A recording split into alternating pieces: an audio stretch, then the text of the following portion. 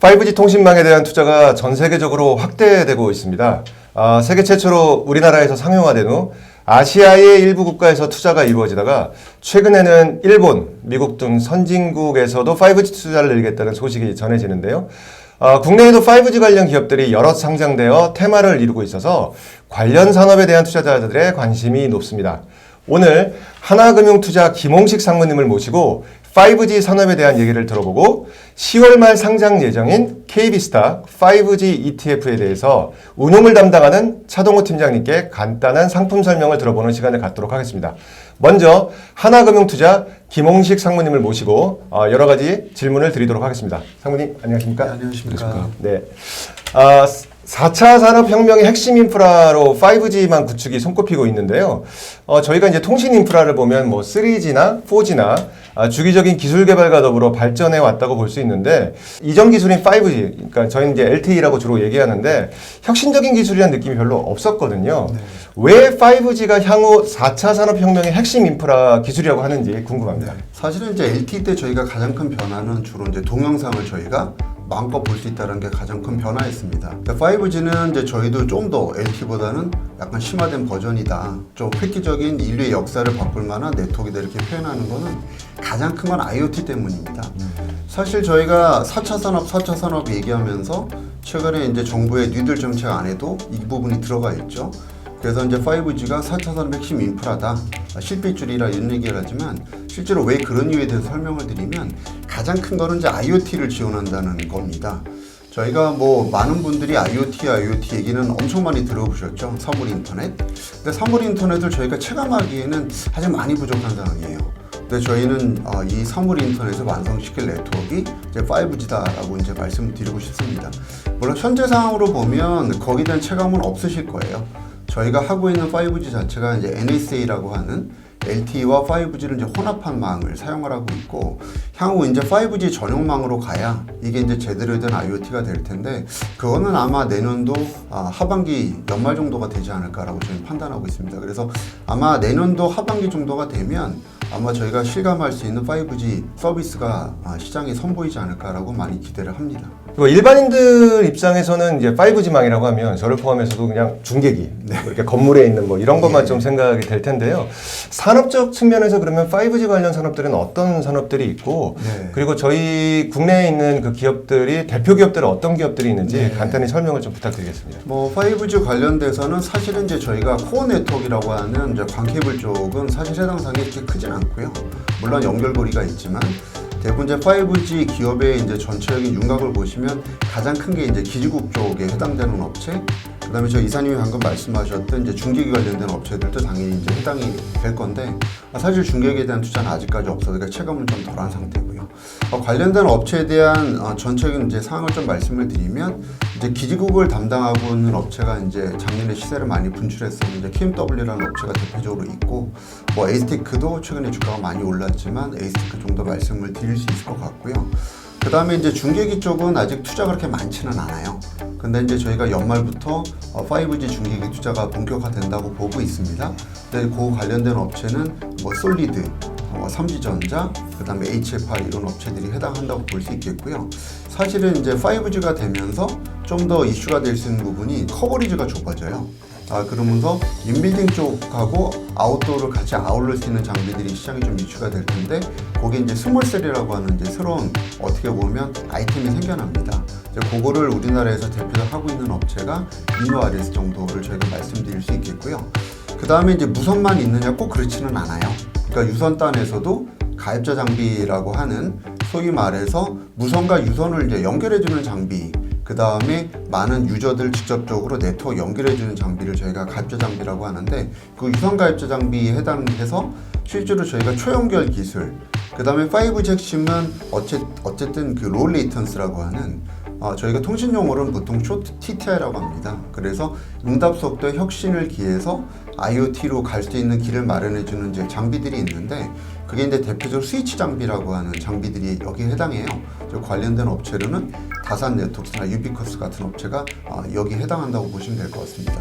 그래서 우리나라 업체들은 이 정도고, 잘 아시는 것처럼 이제 우리나라하고 파트너십을 맺고 있는 장비들이 뭐 잘 아시는 하웨이, 에릭슨, 노키아, 삼성전자 같은 업체가 이에 해당한다고 보시면 될 것 같습니다. 네, 뭐 들리는 얘기는 이제 국내뿐만 아니라 이제 네. 미국, 일본, 뭐 중국, 유럽까지도 5G 인프라 구축을 대대적으로 투자한다. 뭐 이런 뉴스가 있는 것 같은데요. 네. 이게 사실은 좀 지연되는 느낌도 좀 있고 하는데요. 네, 맞습니다. 그러니까 국내를 제외하고 주요 국가 기준으로 대략적으로 어느 정도로 이렇게 좀 깔리는 그 로드맵이 나왔느냐, 뭐 그런 게 좀 궁금하기도 하고요. 네. 더 중요한 거는 이렇게 글로벌 투자가 확대가 되면은 네. 국내 기업들이 경쟁력을 갖춰서 예. 어떤 수출에 좀 도움이 될 수 있는 어느 네. 정도 수혜를 입을 수 있는지 좀 궁금합니다. 5G 관련된 상용 네트워크를 제대로 구동시키는 나라는 현재는 이제 한국과 중국 정도, 그러니까 중국도 사실 아직까지는 초창기라고 보시면 될 것 같고요. 국내가 유일하게 3.5GHz를 수도권 위주로 아직은 아직 투자할 때가 많긴 하지만 대다수 투자를 그래도 했다고 말씀드릴 수 있겠고, 흥미로운 부분은 이제 일본과 미국 쪽, 일본과 미국 쪽이 이제 투자가 돌입한다는 겁니다. 시장에서 가장 화두가 되는 이제 미국 시장 자체가 뭐 일부 어라이즌이나 티모바일 쪽의 컨퍼런스 콜을 들어보면 어쨌든 4분기부터 본격적인 투자를 예고를 하고 있고, 아시는 것처럼 삼성전자가 8조 원의 수주를 잭팟을 터뜨렸잖아요. 근데 그것도 어떻게 보면 거기에 대한 결과물이다 이렇게 보시면 될 것 같습니다. 그래서 저희가 가장 큰 시장이 이제 미국 시장인데요. 이제 미국 시장이 전 세계 시장의 대략 25%를 차지하기도 하지만 수익성 측면에서는 거의 40% 차지한다고 해도 육박할 정도로 막대한 시장입니다. 이제 그 시장이 연말에 태동이 되기 때문에 상당히 큰 기대를 좀 하고 있고요. 그 다음에 이제 그 국내 쪽의 경쟁력에 대해서는 두 가지를 말씀드릴 수 있어요. 하나는 어쨌든 하웨이나 GT 같은 중국 업체들에 대한 전 세계적인 이제 정책인 이슈긴 합니다만 배제 움직임. 그 다음에 두 번째는 전 세계적인 업체들의 감소. 그래서 중국 시장을 배척하는 가운데 업체들의 숫자가 굉장히 많이 줄어들어 있다는 겁니다. 그러니까 과거에 뭐 그 SI 글로벌 SI라고 얘기하는 삼성전자급의 많은 이제 글로벌 플레이어들이 많이 M&A로 숫자가 줄어들었고요.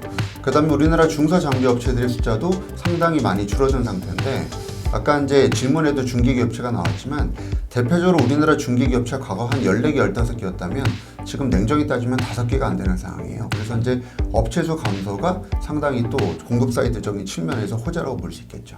미국의 화웨이 관련 규제도 좀 말씀해 주셨는데 관련해서 하나 좀 궁금한 게 미국이 이제 화웨이 규제를 한다고 하면은 네. 삼성전자와 같은 통신 장비 업체나 KMW 같은 부품 업체들은 수혜를 입을 것이다 이런 얘기를 좀 네. 들은 것 같기도 하고요. 반면에 그 화웨이향 부품을 납품하는 비중이 높은 네. RFHRC 같은 업체 같은 경우는 오히려 타격이 있을 거라는 얘기도 있습니다. 미국의 화웨이 저지 그 통신 장비 업체 전체적으로 어떤 영향이 있다고 보시는지 좀 부연 설명해 주시면 좋을 것 같습니다. RFHRC 같은 경우에는 사실은 당연히 타격이 예상이 되는데 이미 타격을 입고 있어요. 그래서 사실은 이제 베이스가 낮아졌기 때문에 추가적으로 여기로 인해서 타격을 입을 가능성은 없고, 재밌는 부분 자체는 어쨌든 중국에 대한 어떻게 규제 때문에 나머지 시장에서 저희가 기회를 얻을 거라는 거죠. 그래서 최근에 미국 상황만 봐도 철저하게 중국 장비가 실제로 배제되고 있거든요. 그래서 얼마 전에 이제 삼성전자 8조 원의 수주도 거기에 대한 맥락으로 이해하시면 될 것 같습니다. 그래서 결국은 전반적인 상황으로 보면 중국 시장에서는 어떻게 보면 자국 사업 보호가 점점 더 강화될 거예요. 하지만 나머지 시장, 대형 시장인 저희가 미국과 그다음에 일본과 인도 같은 시장, 그다음에 향후에 내년도 하반기에 유럽 시장에서는 어쨌든 중국 장비가 사실 고전할 걸로 판단하면 당연히 거기에 따른 수혜를 받을 수 있을 거라고 저희는 판단하고 있고, RFHRC가 대표적인 피해주로 많이 분류가 됐었고 KMW는 피해도 있고 수혜도 있다는 얘기가 있었는데, 전반적으로 현재까지 진행된 거는 피해가 좀 더 많았다면 향후에 진행될 부분은 수혜가 훨씬 더 많다 이렇게 말씀드릴 수 있겠습니다. 이제 간단히 정리하면 지금 투자자는 5G 서비스가 예상과 달리 많이 지체되고 있고 진정한 5G 서비스가 인프라 구축도 늦어질 거니까 단기적으로 주가가 상승하기 어려우니까 좀 기다렸다 나중에 투자해야 되는 거 아니냐, 뭐 이런 식의 좀 걱정들이 있는 것 같은데요. 위원님께서 어떻게 생각하시는지 좀 궁금합니다. 사실은 저는 주가에 지금 반영되고 있다고 봐요. 그래서 최근에 이제 5G 관련된 주가들이 약간 이제 지지부진한 양상을 보이는 게, 어떻게 보면 미국의 대규모 수주 이후에 특별한 이제 뉴스도 없고, 그다음 말씀하신 것처럼 5G 품질 논란도 많거든요. 근데 제가 이제 말씀을 드리고 싶은 부분은 뭐냐면, 사실상 28GHz의 전구망 자체는 저희가 가정하고 있던 부분은 아니에요. 그런데 중요한 부분은 3.5GHz의 투자가 예상보다 빨라지고 있는데 코비드-19이라고 하는 어떻게 보면 글로벌 트래픽의 증가가 저희의 새로운 주파수를 가져가게 만드는 거죠. 그러니까 기존의 LTE의 스피드가 좀 있으면 점점 느려질 거예요.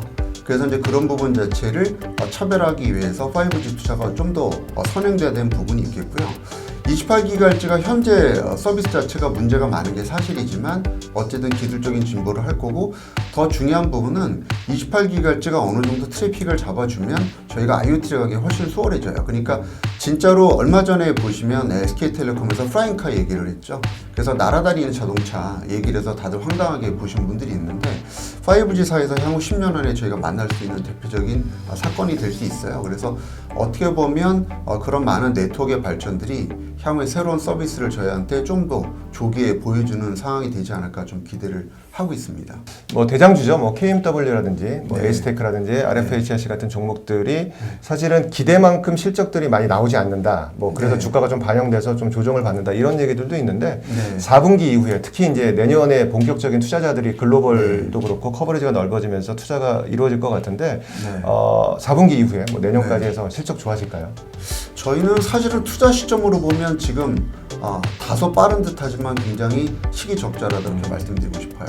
그 이유는 뭐냐면 사실 3분기 통신 장비 회사 실적이 뭐 시장이 아시는 것처럼 안 좋고요. 4분기까지도 예상보다 미국 투자가 약간 지연되는 모습을 보여주고 있기 때문에 사실 미국 수출이 12월부터 정상화될 것 같아요. 그렇다고 보면 4분기도 시장의 기대치보다 미스할 가능성이 높은데 이 부분 자체가 주가에 많이 반영됐다는 거예요.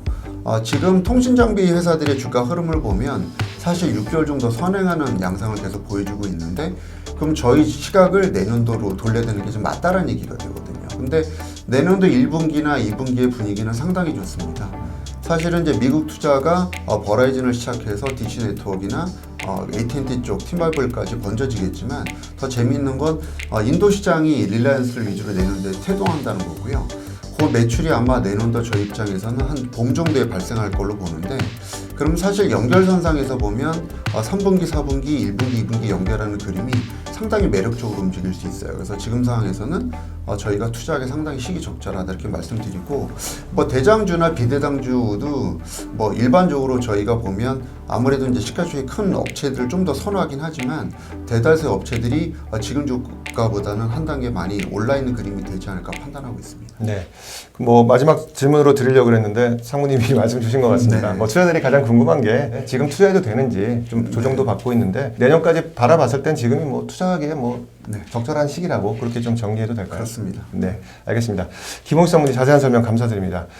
이번에는 그 KB자산운용 ETF 운용팀의 차동호 팀장님께 상품 관련 질문 드리겠습니다. 5G ETF가 그 10월 말에 상장 중이라고 들었는데요. 일단 종목명부터 좀 여쭤보고 싶은데 어떤? 네, 종목명은 KB스타 FN 5G 테크 ETF입니다. 5G 테크 ETF라 하니까 뭔가 기술주, 뭐 테크가 들어가니까요. 부품 소재주 중심이 되는 것 같은데요. 앞서 그 상무님도 말씀 주셨지만 그 5G 관련돼서는 그 밸류체인이라는 게 있지 않습니까? 뭐 단말기 만드는 회사도 있고 중계기도 있을 텐데요. 들어있는 종목의 산업군들은 어떻게 좀 포함이 돼 있을까요? 전반적으로 이제 저희가 이 상품을 디자인을 하면서 처음에 이제 큰 규모에서 이제 IT 산업에 속해 있는 종목들 위주로 구성을 했고요. 그래서 김홍식 상무님께서 앞서서 언급해 주셨던 그런 종목들이 대부분 이제 포함이 돼 있다고 보시면 될 것 같습니다. 그 외에 이제 KMW라든지 먼저 말씀해 주셨던 그런 핵심 종목들이 다양하게 들어있고, 전체 종목 수가 현재는 35개 종목 정도로 이제 넓게 분산이 돼 있는 편입니다. 그래서 특정 종목에 치우치기보다는 5G 산업의 발전에 트렌드를 전반적으로 따라갈 수 있는 그런 편안한 포트폴리오가 되지 않을까 그렇게 생각하고 있고요. 가장 또 중요한 포인트 하나는 통신 서비스 업체인 SK텔레콤이라든지 KT라든지 이런 종목들은 사실 저희가 제외를 시켰습니다. 해당 종목들은 장비나 5G 투자에 있어서 어떤 핵심적인 수익을 끌어가기보다는 전반적인 어떤 통신 인프라의 역할을 할 것으로 기대가 되어서 그런 부분은 제외하고 주로 통신 관련된 장비나 핵심 기술주 중심으로 이루어졌다고 보시면 되겠습니다.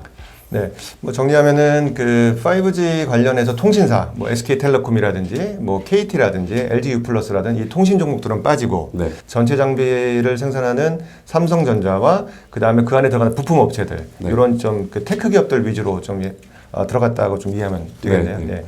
네, 뭐 5G에 관심 있는 투자자는 개별 종목으로도 투자를 할 텐데요. 이렇게 분산된 ETF를 투자를 했을 때 어떤 장점이 있고 투자자 입장에서는 ETF를 어떻게 활용하면 좋은지 간단하게 좀 말씀 부탁드리겠습니다. 네, 김홍식 상무님 말씀하신 대로 그런 핵심이 되는 종목들에 개별적으로 투자하는 것도 굉장히 좋은 투자 방법이 되기도 할 거고요.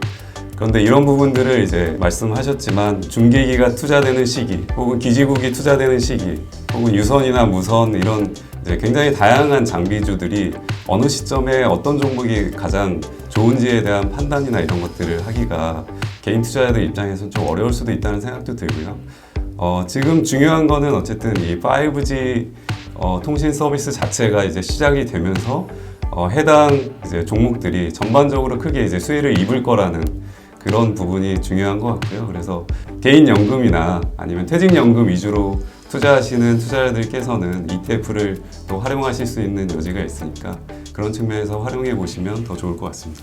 오늘 하나금융투자에서 그 통신 쪽을 담당하고 있는 김홍식 상무님과 그 KB자산에서 ETF를 운용하는 차동호 팀장을 모시고 5G 관련 전반적인 내용을 좀 살펴보았습니다. 네, 5G 산업이 향후 그 국내에 앞으로 먹거리가 될 거는 좀 분명한 생각이 좀 들고요. 투자자분들께서는 뭐 개별 종목이 됐던 ETF가 됐던 국내 그 이런 관련 산업이 성장하는 거에 대한 같은 그 동반자 입장에서 투자를 하신다면은 뭐 향후에 충분한 수익을 누리지 않을까 생각을 합니다. 네, 오늘 이 시간 마치도록 하겠습니다. 감사합니다.